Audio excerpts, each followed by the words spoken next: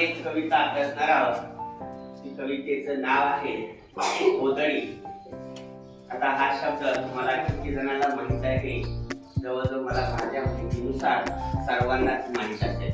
तरी देखील असा एखादा विद्यार्थी आहे का की ज्याला गोधडी या शब्दाचा अर्थ माहित नाही किंवा गोधडी म्हणजे काय आहे का? हात वर करा.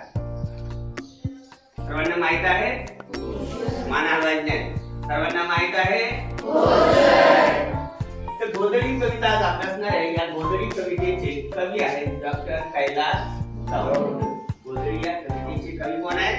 कैलास दौंड. आज आपण त्यांचा परिचय पाहू. कैलास दौंड हे मराठी ग्रामीण कादंबरीकार, ग्रामीण जीवनातले वास्तव चित्रण करणारे लेखक, कवी म्हणून प्रसिद्ध. त्यांची पांढरी, कापूस काळ या कादंबऱ्या, उसाच्या कविता, वसाल, हे अभोग सरुदे उन्हाचा, अंधाराचा गाव माझा हे कविता संग्रह, एका सुगीची अखेर हा कथा संग्रह, तरोळीचं पाणी हा ललित संग्रह इत्यादी लेखन प्रसिद्ध. लेखनासाठी 25हून अधिक साहित्य पुरस्कारांनी सन्मानित. 25हून अधिक त्यांना साहित्य अकादमीचे किंवा साहित्याचे पुरस्कार हे मिळालेले. आता या गोधडी कवितेमध्ये आपल्याला नेमकं काय शिकायचंय? या कवितेमध्ये कवीने प्रस्तावामध्ये सांगितलंय की नेमकं आपल्याला कोणत्या गोष्टीची माहिती करून घ्यायची, कोणत्या गोष्टीचं ज्ञान आपल्याला या कवितेच्या माध्यमातून होणार आहे. गोधडी हे केवळ पांघरून नव्हे. आपल्याला लक्षात आलं? गोधडी हे काय आहे? पांघरून आहे. इथं कवी काय सांगतोय? गोधडी हे केवळ पांघरून नव्हे तर दारिद्र्याने पोळलेल्या जगण्यावर हुंकर घालणाऱ्या आणि प्रेमाचा, मायेचा स्पर्श होय. गोधडी हे आई वडिलांच्या कष्टमय जीवनाचे प्रतीक आहे आणि गोधडीच्या रूपाने कौटुंबिक नात्यामध्ये आठवणींचा गोप विणला आहे. याविषयी भावस्पर्शी चित्रण कवितेत कवीने केले आहे. प्रस्तुत कविता उसाच्या कविता या काव्य संग्रहातून घेतलेल्या आहे. प्रस्तुत कविता ही कुठल्या काव्य संग्रहातून घेतलेली आहे? उसाच्या कविता.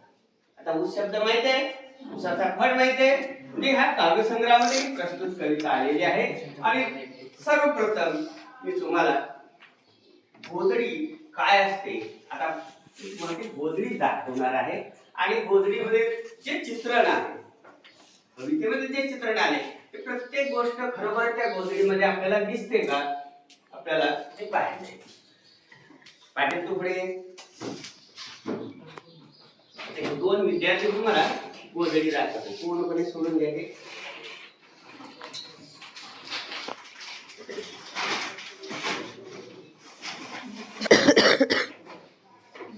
बोलायचे आणि इकडे या. इथे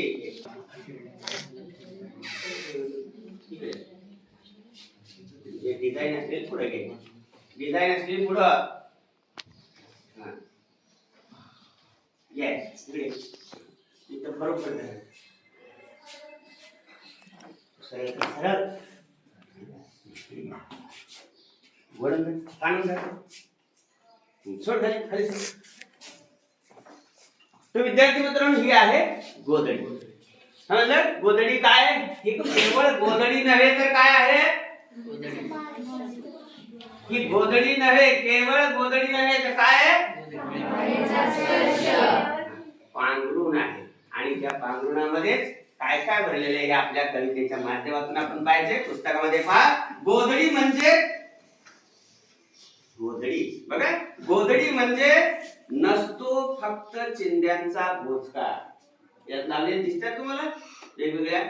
गोधडी म्हणजे नसतो फक्त चिंध्यांचा बोचका. गोधडी म्हणजे गोधडीच असते. गोधडी म्हणजे गोधडीच असते. मायेलाही मिळणारी ऊब असते. गोधडीला असते अस्तर. गोधडीला असते अस्तर. बापाच्या फाटक्या धोत्राचे किंवा आईला बापाने घेतलेल्या फाटक्या लुगड्याचे आज.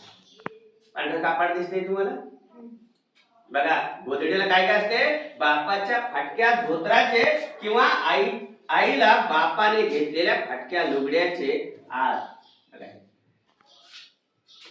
आता अस्तर शब्द तुम्हाला थोडस बघा पाठीमागचं आलेलं. हे मऊ हे आईच्या लुगड्याचं असतं लक्षात घ्या. म्हणजे आईच्या साड्या वगैरे जुन्या माहिती तुम्हाला, जुने कपडे ह्या गोधडीमध्ये जोडलेले असतात.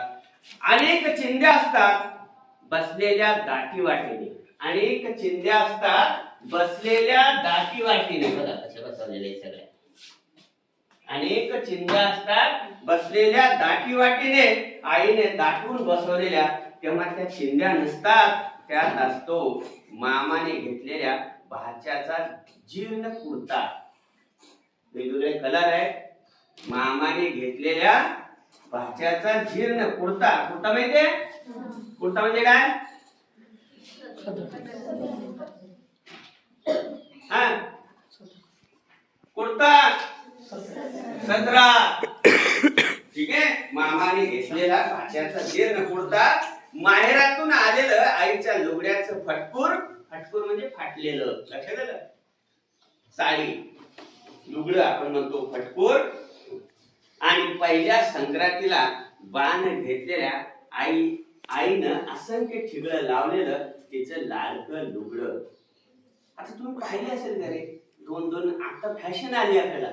ते 2 कलरच्या साड्या एकाच ह्याच्यात असतात. पूर्वी काय होतं, जर साडी फाटलेली असेल, अर्धे जीर्ण झाले असेल, तर तिथं ग्रामीण भागामध्ये आपल्याला पाहायला मिळतं. त्या साड्या 2 मध्येच कट केले जातात. अर्धी साडी आतल्या बाजूला लपेटलेली असते आणि दुसरा वरून आलेली असते. माहितीये? म्हणजे साड्या त्या 2 जोडलेल्या असतात. लक्षात घ्या. तसंच बापाच्या कोपरीच्या भाया आईनं ते सगळं स्मृतीच्या सुईनं शिवलेलं असतं त्यात. म्हणून गोधडी म्हणजे नसतो चिंध्यांचा बोचका. गोधडी म्हणजे ऊब असते. गोधडी म्हणजे काय असते? आता या गोधडीचं तुम्ही निरीक्षण करा. काय काय काय केलं असेल, कशी डिझाईन केलेली असेल, कशा स्मृतीने वेगवेगळ्या रंगांना त्यांनी वरता टांगला धरलेला आहे. याच्यामध्ये त्या स्त्रीची किंवा आपल्या आईची कशा प्रकारची ही गोधडी शिवत असताना काय काय विचार केला असेल याचा कल्पना करायची. काय डोक्यात गेलं या सगळ्या गोष्टी सांगा. गोधडी पाहिल्यानंतर काय काय गोष्टी तुम्हाला लक्षात येतात? काढून रे तू राजमाने. हा तुझा हे ह्याला बरोबर चालते. राजमाने खाली पडायला ते मधले मी बोललेलं कट करायचं. चारी कोपऱ्यावर काय केलेलं आहे? गोंडे आहे. गोंडे काय लावले असतील?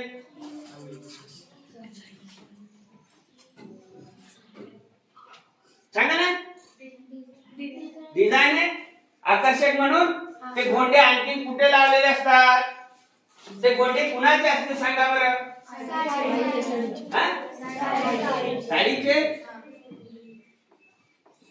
हसलं की नाही? म्हणजे बोलली तुम्ही पाहिले की बाळाला ज्यावेळेस ती कान टोपी घातलेली असते त्या टोपीवर असे गोंडे असतात का नाही? काय हा ते गोंडे बघा. ते लहान मुलाच्या घरातील लहान मुलांची जी कान टोपी असते त्याला काय म्हणायचं? टकूच. हा शब्द किती नाही माहिती? टकूच. छान छान टकूचे शिवलेले असतात का नाही? त्याला गोंडे असतात का नाही? त्यातला एक गोंडा तिने लहान मुलांच्या स्मृतीचं एक प्रतीक म्हणून चारी कोपऱ्याला 4 गोंडे. आले लक्षात? हा डिझाईन म्हणून नाही लावलेले. आता दुसरी गोष्ट, गोधडी काय म्हणतात? गोधडीच्या चारी बाजूने एक किनार आहे. किनार काय आहे आणि कशाचे आहे मला सांगायचं. कांदर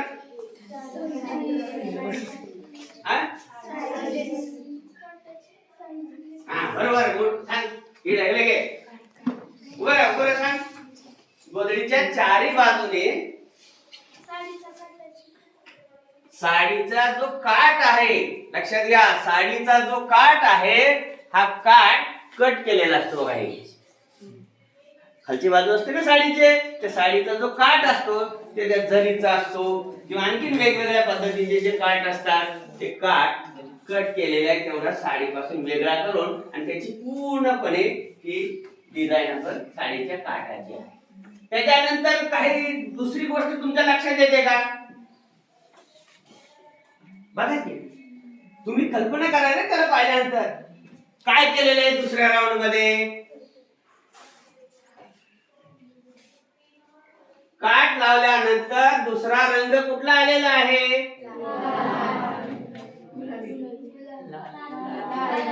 लाल आणि गुलाब है ना. लाल आणि गुलाबी रंगाचा. आता इथे त्या स्त्रीने किंवा आईनं रंगसंगती साधली की नाही बघा. गडबडून असं या खाली असं धार वळून उभा राहा.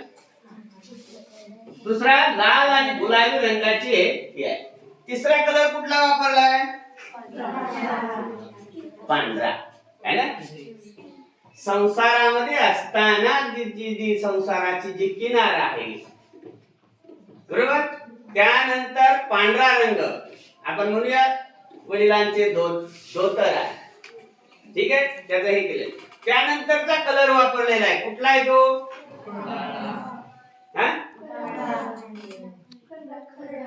करडा रंग आहे. लक्षात आला. करडा रंगाच्या खाली दोन रंग जोडलेले आहेत. आपल्या कवितेमध्ये आलेल्या साडीला साड्या जोडलेल्या असलेल्या हे लक्षात घ्या. ही जुनी साडी त्यानंतरची दुसरी साडी या दोन्ही साड्या जोडलेल्या आहेत. बरोबर, कशा जोडलेल्या आहेत त्यांनी लक्षात घ्या. त्यानंतर पुन्हा करडा हिरवा रंग आलेला आहे का निळा रंग आहे? निळा रंग. त्यानंतर पुन्हा करडा आणि त्यानंतर कुठला रंग आलेला आहे? पिवळा. पुन्हा पांढरा आहे आणि मध्ये मध्ये पूर्णपणे आपल्या जीवनाचे चौकोनी सर्कलच तयार झालेलं आहे. आणि या सगळ्या रंगांचं स्मृती आठवणी म्हणून केलेलं आहे. आणि मध्ये जे अक्षर लिहिलेले याच्यावरून आपल्याला काय लक्षात येईल रे? काय असावं? भाच्याचा कुर्ता, त्याचा जो शर्ट आहे त्या शर्ट वरच जे लहान अक्षर लिहिलेले असतात ना तशा स्वरूपाचा आहे. आणि मध्ये मध्ये जे चौकोनी पांढरे किंवा वेगळ्या रंगाचे चौकोन लावलेले आहेत त्याचं काय तुम्हाला लक्षात येईल? वर चाल. पांढरे 3 चौकट आहेत आणि कुठे मध्ये रंग आहेत है ना.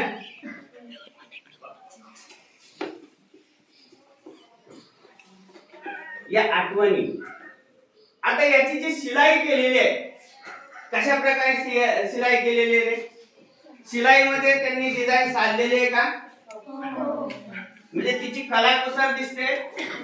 अशा स्वरूपानं ही गोधडी कविता आपल्याला स्मृतीच्या म्हणजे आईची आठवण. गोधडी ही गोधडीच नसते, ती एक मायेची ऊब असते. यानुसार या कवितेत. आणि तुम्हाला काय आणखी प्रश्न विचारायचे असतील विचारा या संदर्भात.